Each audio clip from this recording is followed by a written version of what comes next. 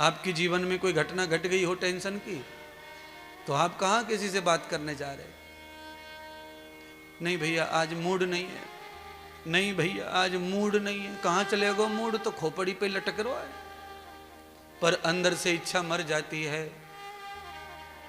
तो एक दिन भी मूड खराब ना हो किसी से वार्ता करने में, उसके लिए रोज खेलो, रोज खाओ, रोज कमाओ, रोज त्यागो और रोज हंसो, सुख मिलेगा।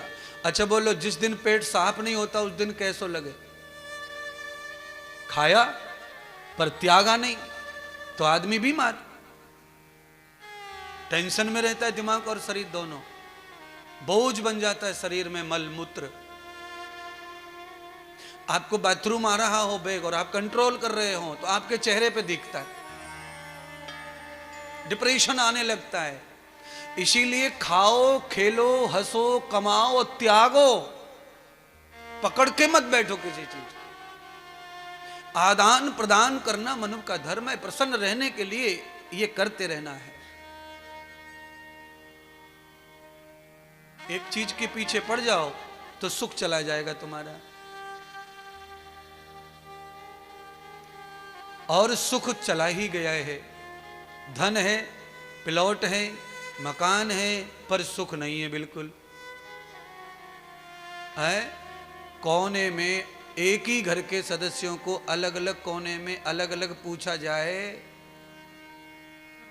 पहले बीवी को ले जाओ कोने में, बीवी से पूछो इतना भारी बंगला है, पति की इतनी कमाई है, अंधाधुंध पैसा आ रहा है, मैडम बताओ तुम्हें कितना अच्छा लगता है इस घर में? तो मैडम क्या जवाब देगी? आप सब जानती हैं मैडम क्या जवाब देगी। मैडम ये कह रही होगी अंदर से कि ये बंगला, ये कमाई और ये पति अगले जन्म में ना मिले, झोपड़ी में रह लेंगे हम तो, पर कोई हंसी खुशी देने वाला मिलना चाहिए। अच्छा ज्यादा कमाने वाले पति को खुशी है कहाँ? वो उसमें कुछ रहे तब तो खुशी दे किसी को घर में आके, वो तो पूरा बाहर ही खादी होके आता है। कमाना, काम करना जो है वो आदमी की ऊर्जा को तो ले ही लेता है, और जब ऊर्जा है ही नहीं, ब्रेन की ऊर्जा कम हो गई, आदमी का सोचना समझना थक गया काम करके ऑफिस में ऑफिस में ऑफिस में ऑफिस में, तो घर आके फिर ये ब्रेन क्या जाता थोड़ी है प्रेम की तरफ। फिर ये ब्रेन जो है अकेलापन चाहता है, खाओ और सो जाओ, खाओ और सो जाओ। अरे खाओ और सो जाओ के लिए है तो फिर काय को ऐसी तैसी करा रहे हो ऑफिस में, दुनिया भर का झूठा बोलते हो, पगला बनाते हो, नोट सूटकेस भर के लाते हो, खाओ और सो जाओ। मस्ती कब करोगे? हस्ती कब बनाओगे? है जिस बिल्डिंग में तुम रहते हो उसमें ही 4 फ्लैट वाले तुम्हें जानते नहीं है, और 2-3 जो जानते हैं वो तुम्हें मानते। हाँ तो काय को जी रहे हो धरती पर? फिर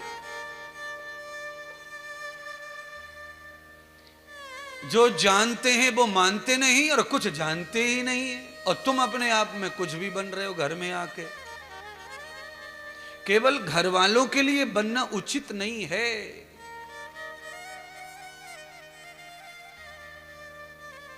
घर वालों के लिए तो आदमी गरीब रहे तब फायदे में रहता है, घर वालों के लिए अमीर बन के फायदा कुछ भी। हाँ पापा ज्यादा अमीर हो जाए ना तो फिर घर वाले माने बेटा बेटी इनके इच्छाओं को पूरा करना कठिन पड़ जाता है। पर गरीबी भी अच्छी नहीं है, मैं तो नहीं कहूंगा कि कोई गरीब रहे, पर मैं ये जरूर कहता रहता हूं कथा में, हर कथा में, कि धन का आनंद लो, मरने के बाद तुम्हें इसमें से कुछ भी दोबारा प्राप्त होने वाला, क्योंकि तुमने उसे चोरी करके छुपा के रख दिया है, वो तुम्हारा पता ही नहीं किसका है। तो धन की चोरी करके छुपा के मत रखो, धन को जागृत करो। देखिए जैसे कोई लोग मंदिर में जागृत करते हैं मूर्ति को, स्थान जागृत स्थान, जागृत मनुष्य, ऐसे ही धन भी जागृत होना चाहिए। जिस धन में जागरूकता नहीं होती है उस धन का नाश होता है। 3 गति है धन की। पहली गति धन की है उपभोग, बढ़िया घर, बढ़िया गाड़ी, बढ़िया दान, बढ़िया सत्संग, बढ़िया कथा, बढ़िया कपड़े, ये धन में खर्च करना ही चाहिए। अगर भगवान दे रहा है तो बढ़िया पहनो, बढ़िया में रहो, बढ़िया खाओ। कई लोगों की आदत है कि धन खूब आता है पर कपड़े लत्ते अच्छे पहनते नहीं है। गुरु जी शौक नहीं हमको। अबे शौक के लिए कपड़े नहीं पहने जा रहे, कपड़े पहने जा रहे अंग को ढकने के लिए। पर कपड़ा जब ढकाए अंग को तो स्वास्थ्य शरीर अच्छा दिखना चाहिए वस्त्र से, और वस्त्र से शरीर की शोभा बढ़ती है।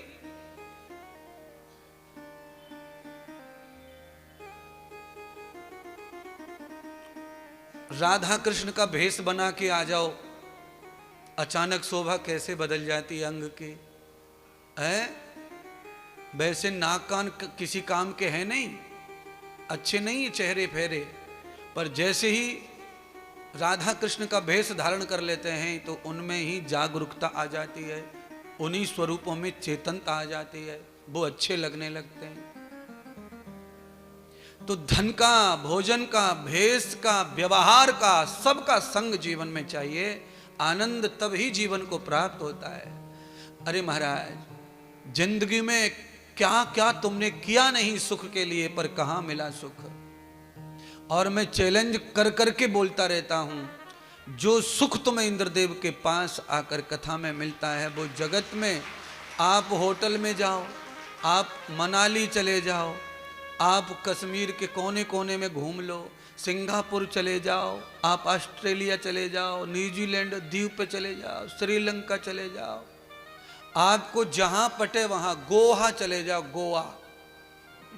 मैं आपको चैलेंज से कह सकता हूं कि आप 2 घंटे से ज्यादा गोवा में खुश रह सकते नहीं है।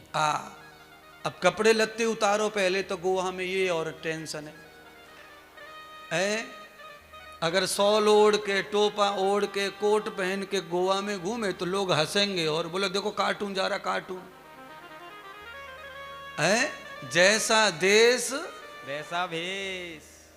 तो वृंदावन में जब आते हैं तो यहां पे कोई कोई तो नास्तिक के मुंह पे छाप दे तो राधे, दुनिया भर को अंडा मार खाप, हड्डी चूसने वाले।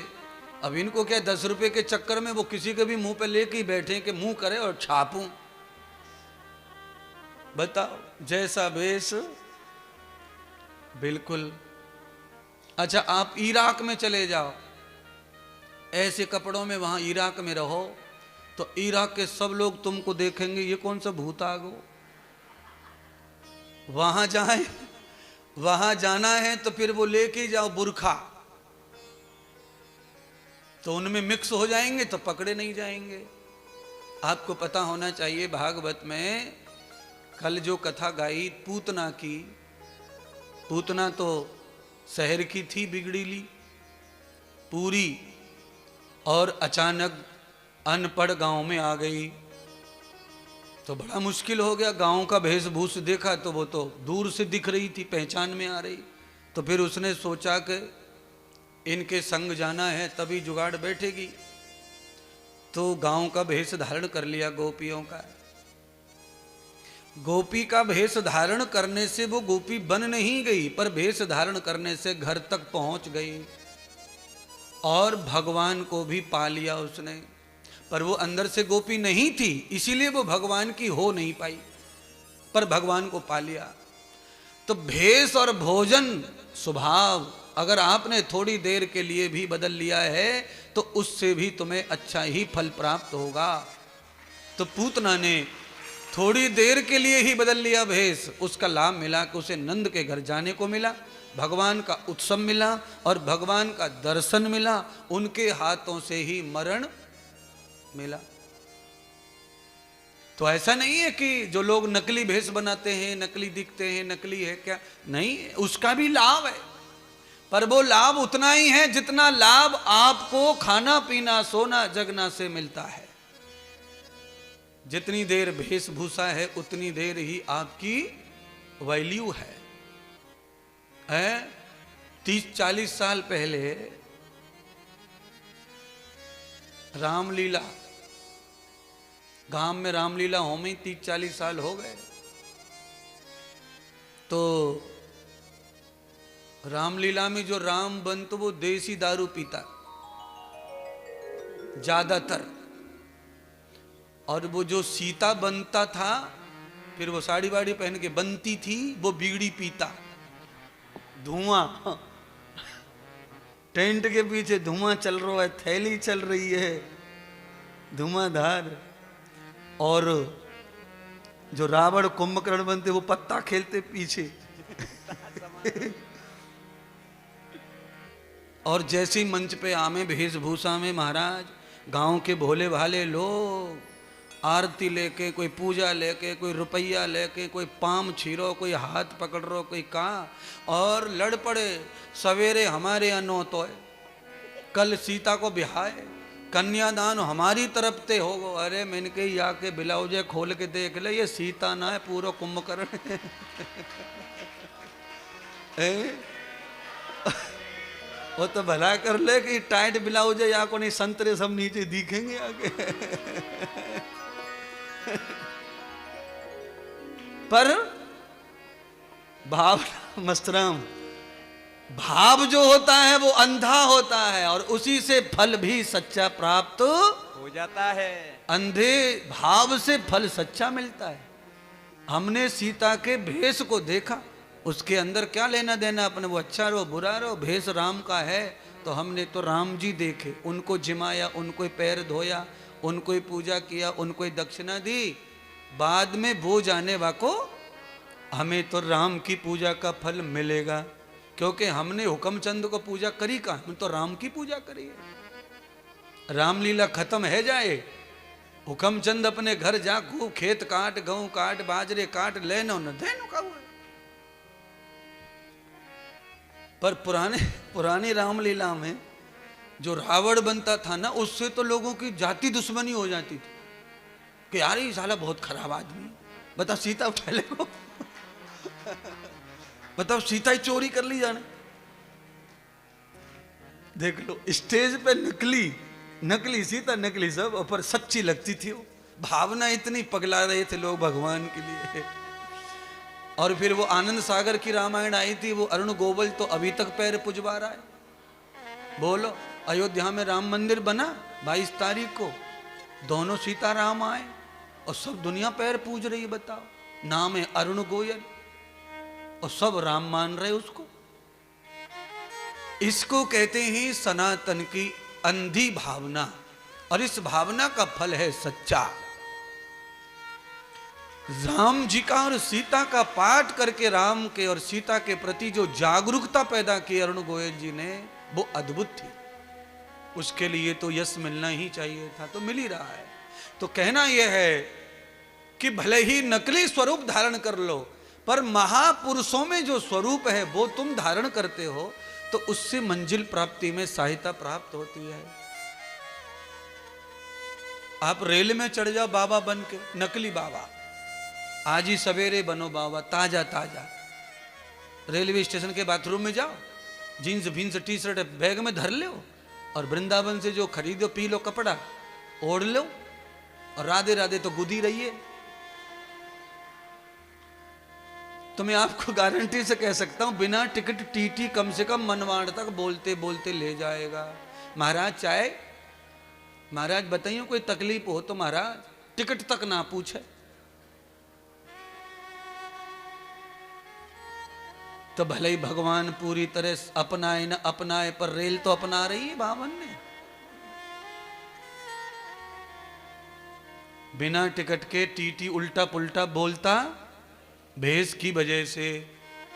और ये ताजा ताजा है महाराज, गाड़ी से उतर के आदमी बाथरूम में घुस गए, फिर जींस में।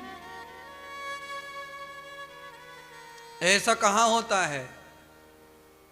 मेला में होवे, कुंभ के मेला में ये ऐसा होता है। चलिए अब कथा में चलें थोड़ी देर। भगवान ने अब यहां एक और उत्तम लीला की है, और उस उत्तम लीला के पीछे भगवान का जो भाव है वो ये है कि कुबेर के दोनों पुत्रों का उद्धार होना चाहिए। लंबा समय हो गया। यदन्न जीवम तदरस्तयुक्ताम भावंतरेधान जड़मूल व्याधिम। एक इसका उल्टा असर भी है, ज्यादा मौज मस्ती का। ज्यादा मौज मस्ती के लिए मैंने कहा अति नहीं चाहिए किसी चीज के। लौकिक संसार में तो कुबेर के दोनों पुत्र जो थे उन्होंने अति से ज्यादा मस्ती की सरोवर पर नहाने धोने में। तो वो नहाने लगे सरोवर में कपड़े उतार कर। देवता लोग नहाने आ रहे थे, बड़े बूढ़े देवता, और ये जवान लड़के थे, तो ये मस्ती में आ गए। कभी कूदे, कभी पानी उचटा में, कभी नंगे हो जामे, कभी रेत में लिपट जामे, फिर पानी में, फिर रेत में। पहले ऐसे ही नहाया करते थे बच्चे पोखरा में। क्यों भरत जी, पहले बचपन में नहाए कि ना पोखरा में? रेत में लौट के फिर पोखरा में कूद पड़े कदम पे से, फिर रेत में लौट गए, फिर पेड़ पे चढ़ गए, फिर पोखरिया में। तुम्हारी तो तुम ही जानो, पर मैंने तो करो ये खेल। मेरे तो घर के सामने ही पोखरी थी।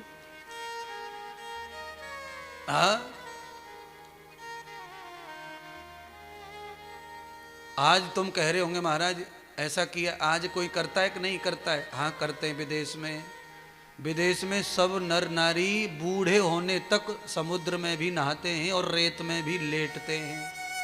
और ये देखो, जिनकी परंपरा है रेत में नहाने की और लेटने की, मुल्तिनी माटी से नहाने की, वो इतरा आ रहे हैं। अब जो दुनिया भर के केमिकल पैदा कर दिए वो रेत में नहा रहे हैं, समुद्र में नहा रहे हैं, क्योंकि वो थक गए केमिकल लगा लगा के।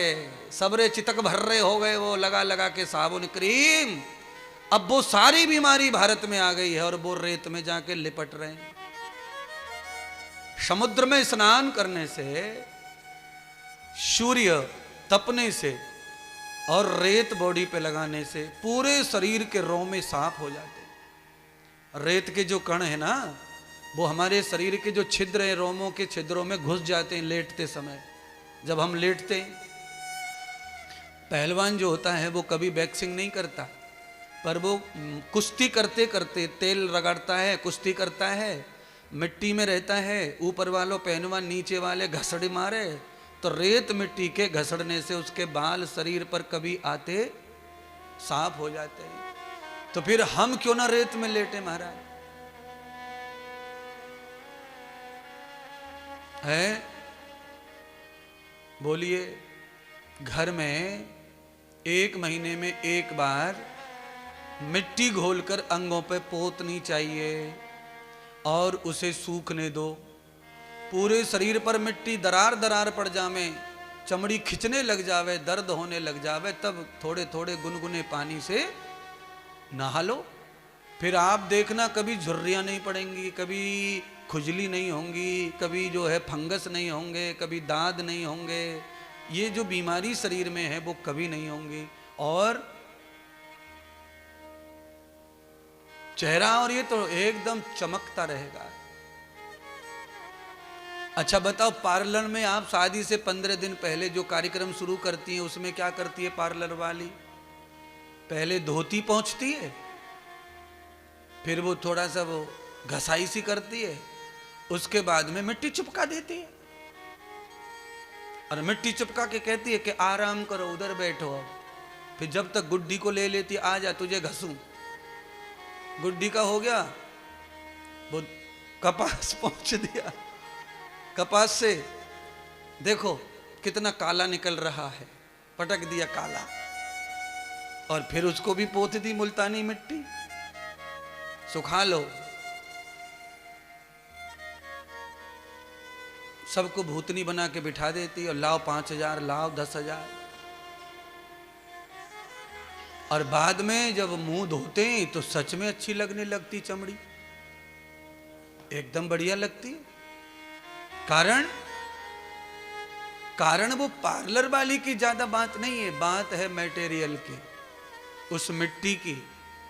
तो इसीलिए काली मिट्टी और मुल्तानी मिट्टी ये 2 मिट्टी अंग पे लगानी चाहिए।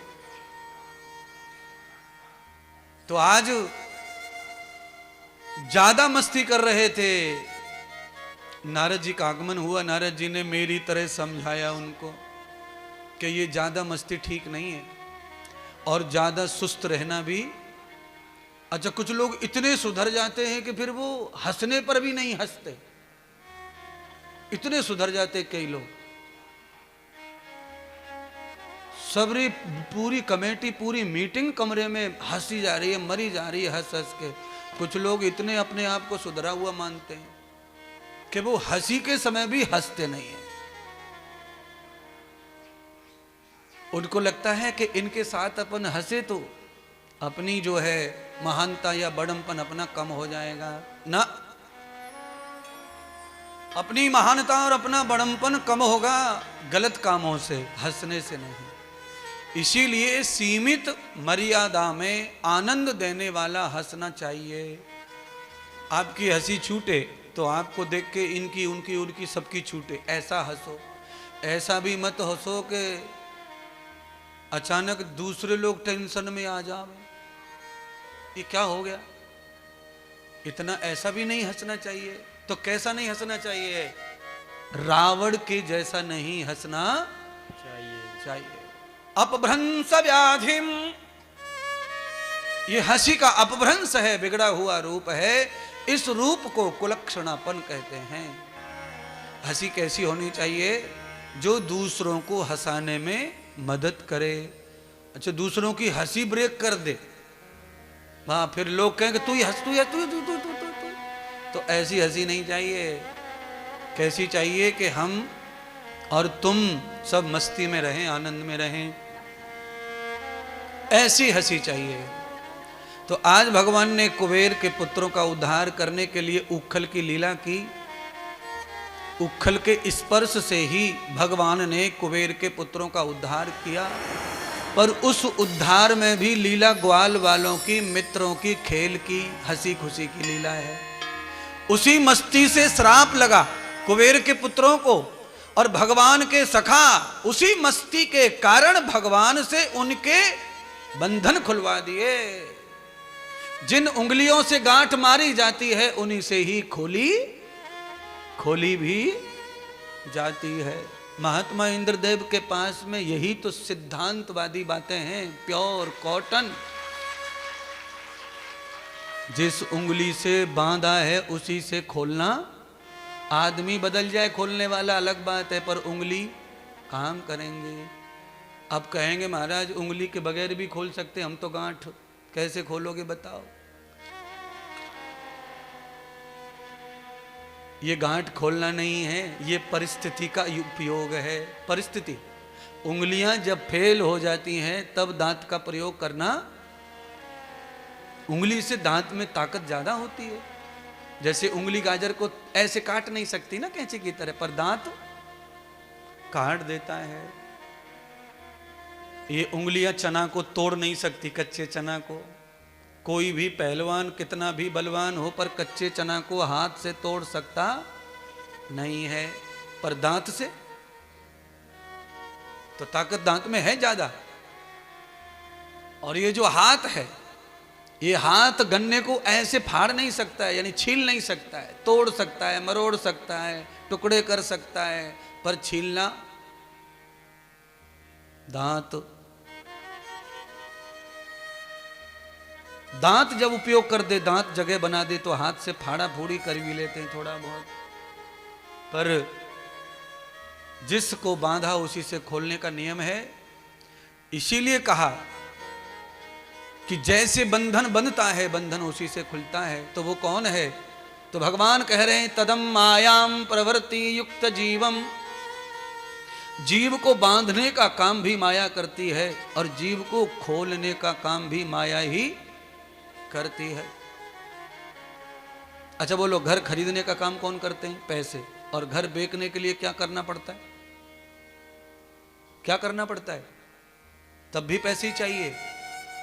आप बेच रहे हैं इसीलिए आपको नहीं, जो खरीद रहा है उसको पैसे चाहिए, तब आपका घर बिकेगा, कोई खरीदेगा। बिना पैसे के घर बिकने वाला माया ही है। खरीदना है तो माया, बिकना है तो माया है, बंधना है तो माया है, क्योंकि परमात्मा की माया से ही बंधन मुक्त होता है। माया फंसाती है, केवल ऐसी बदनामी है माया के बारे में, पर माया के बगैर बंधन खुलने वाले भी नहीं है। मायापति भगवान कृष्ण ने पूतना के बंधन खोल दिए और आज कुबेर के पुत्रों के बंधन खोल दिए, और अब भगवान अनंत लीला कर रहे हैं। और वो लीला क्या है? मक्खन चोरी की लीला। इसमें भगवान ने क्या माया की? मक्खन चोरी क्यों करनी पड़ी? तो भगवान कहते हैं गांव में सब समान होने चाहिए। ऐसा हो गया था कि नंद बाबा के पास में क्या धन बहुत हो गया था, तो ज्यादा धन होने की वजह से गांव में सब लोग गरीब हो गए थे। और यही नीति है, ये ध्यान रखो, अगर आपके गांव में कोई एक आदमी अमीर ज्यादा है तो पूरा गांव अमीर हो ही नहीं सकता। फिर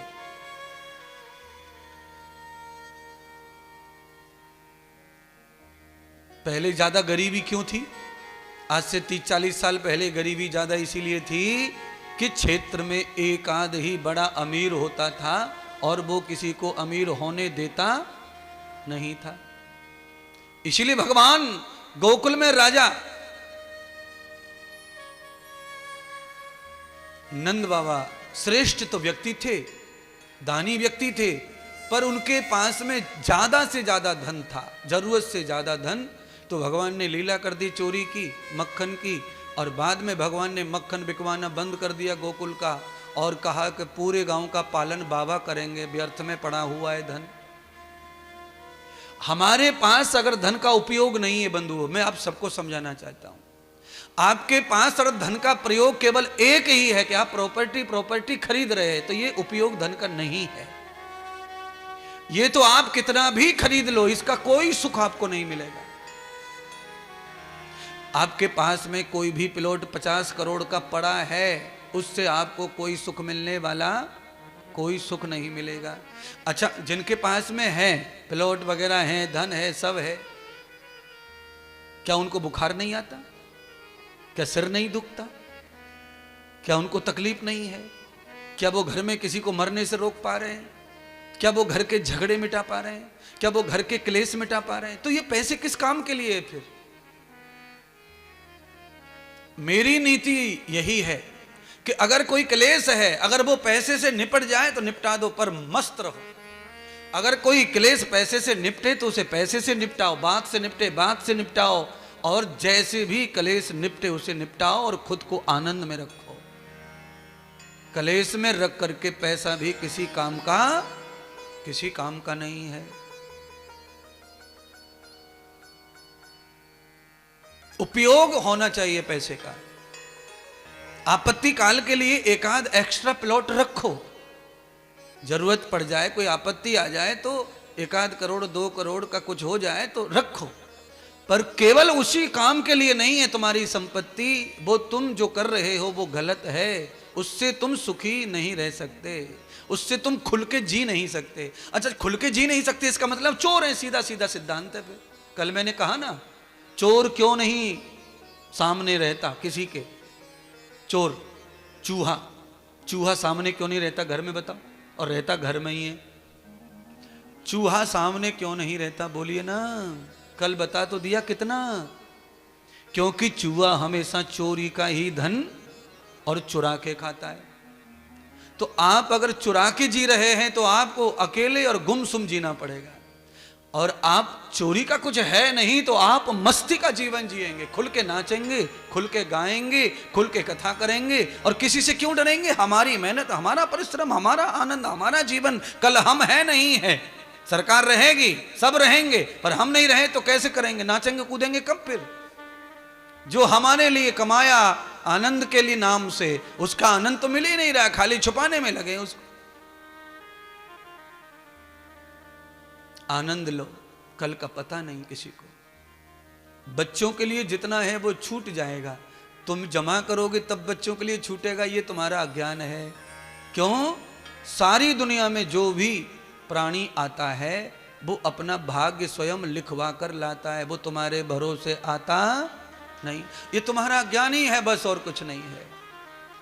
भाई बच्चों के लिए करो, ये तो अपने हैं, इनके लिए हम नहीं करेंगे तो कौन करेगा, और इतना तो करना ही पड़ता है बच्चों के लिए। ये तुम सोच रहे हो, अज्ञान बस ऐसा है। बच्चों के लिए तब तक करना है तब तक वो बच्चे हैं।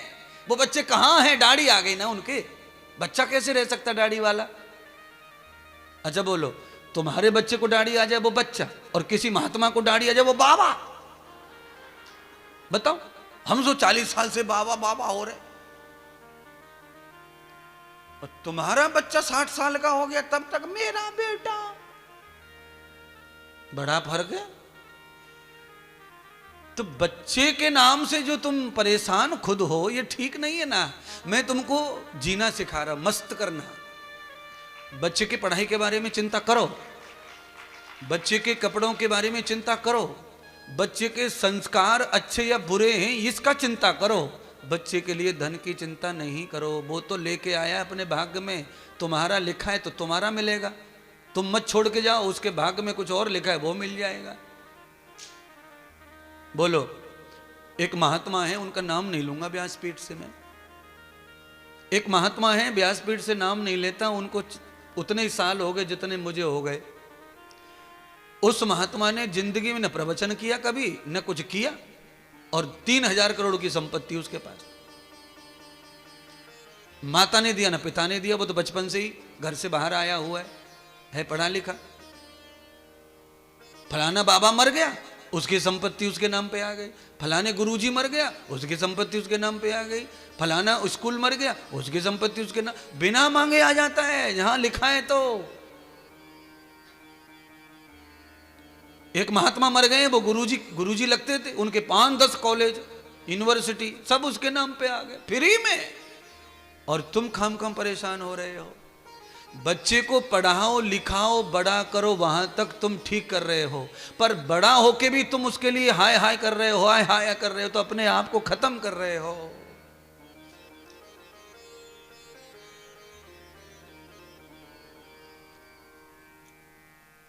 ये नंद बाबा को सिखा रहे हैं भगवान, बाबा ये अच्छी बात नहीं है।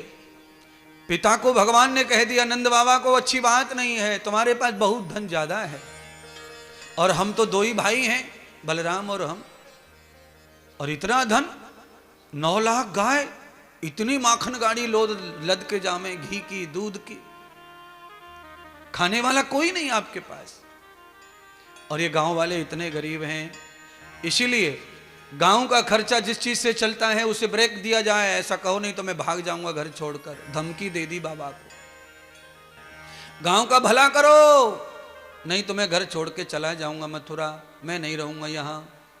है तुम्हारे बच्चों में और कृष्ण में इतना अंतर है। कृष्ण इसीलिए घर छोड़ के धमकी दे रहे हैं जाने की कि गांव का भला नहीं है, गांव दबा प्रेशर में जी रहा है, और गांव घर चलाने के लिए, बच्चों को पढ़ाने के लिए दूध बेचना पड़ रहा है, गोबर बेचना पड़ रहा है, मठा बेचना पड़ रहा है, दही बेचना पड़ रहा है, खाने को मिल नहीं रहा है। आज भी यही नौबत है ब्रज की, आज भी यही नौबत है पूरे देश की। ब्रज में कितना दूध होता है? सबसे ज्यादा दूध ब्रज में होता है, पर ब्रज की 70% जनता दूध बेचती है पर पीती नहीं है। गांव में भी यही हाल है। गांव में 100 में से 70 लोग बाल्टी औंधी कर दें बिल्कुल लीटर में, और पानी से झाग में सफेद सो करके चाय की पत्ती डाल के, ले गुड्डू, ले पप्पू, ले सुनीता, ले पपीता, पापा ले ओ, दादा ले ओ, सबर के आंतड़े जला दिए ससुरों के। बाबा अपने आप में खू खू कर रहा है खटिया में, पापा खेत में जावे तो सांस भूल जावे, और छोरा फौज की नौकरी के लिए दौड़ में जावे तो वो औंधे मोह गिरे। अब बताओ, काली चाय पी की फौज में लगेगा? आंख बंद करके 2 लीटर ठूस जा सीधो, और कम पड़े तो 50-60 बादाम और पीस के खा जा, और यहां से लेके बरसाने तक जा, दौड़ तो वो एक सांस, और लौट के आ जा और सीधो फौज में ही लगेगा। हाई हाई कर रो है, आधा किलोमीटर में गयो कि नाक अलग टपक रही है, आंसू अलग निकल रहे हैं, फटो ही जा रहे हो नीचे से ऊपर तक, सब रही धकड़ी धकड़ धकड़ी धकड़। गुरुजी 3 भर्ती देख ली, लल्लू ने अभी तक लगे हो ना है। मैंने कहा किस चीज में रह जावे? तो कहा गुरुजी दौड़ में। बताओ, ओपनिंग ही खराब है तेरी तो कैसे लगेगा? ओपनिंग तो अच्छी कर। अच्छा बोलो, दौड़ने भागने में कोई कम नहीं है। बिजली को कुछ खराब है वो तो कुर्सी पे चढ़ के सोचे ठीक कर दे तो मम्मी लग रहा है वो पृथ्वीराज चौहान ये तो चढ़ जावे ऊपर। बताओ सोचो ठीक कर दो जान तो कुर्सी पे चढ़ गो। तो वो कुर्सी पे चढ़वे से ही बलवान मान के बैठी हैं। बोलो,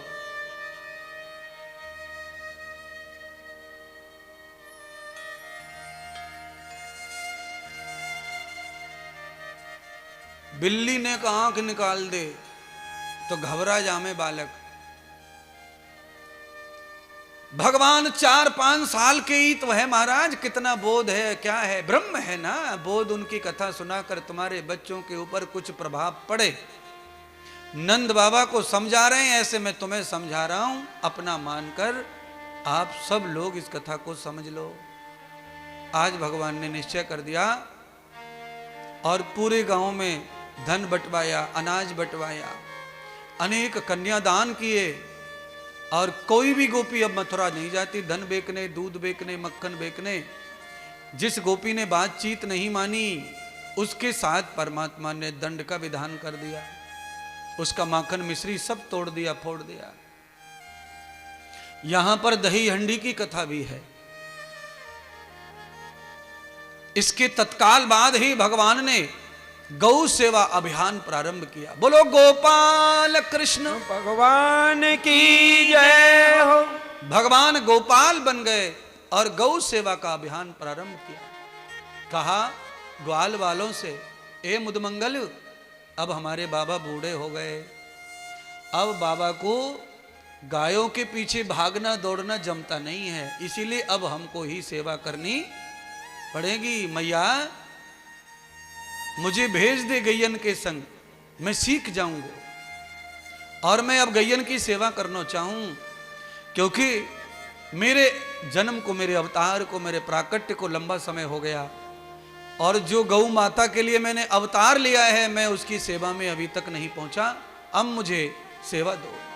तो आज भगवान को सजा दिया। मैया यशोदा ने पीले वस्त्र पहना दिए, टीका लगा दिया, हाथ में काठी पकड़ा दी, माखन मिश्री रख दिए गाड़ी में और भगवान गैया चराने के लिए ग्वाल वालों के साथ गोपाल बन करके निकल पड़े प्रयाण अरण्य की ओर, जंगल की ओर।